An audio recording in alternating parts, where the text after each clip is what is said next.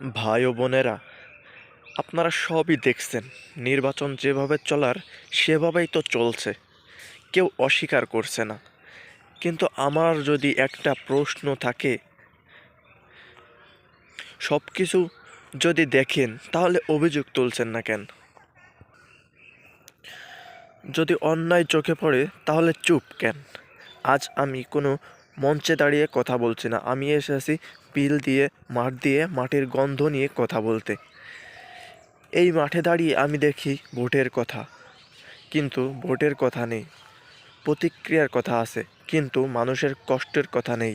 ভাই, নির্বাচন শুধু ব্যালট বক্স না। নির্বাচন মানে মানুষের ভরসা। আর ভরসা ভাঙলে চুপ থাকা কি সাধারণ? আপনি বলবেন কি হবে অভিযোগ তুলে?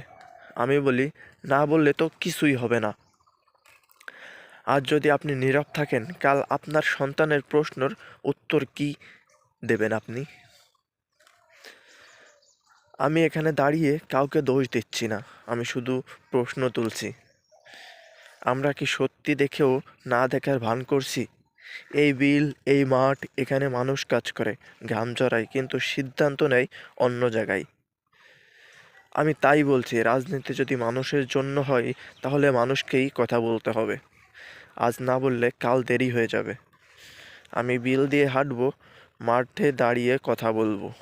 কারণ সত্য কথা বলার জন্য মঞ্চ লাগে না, সাহস লাগে।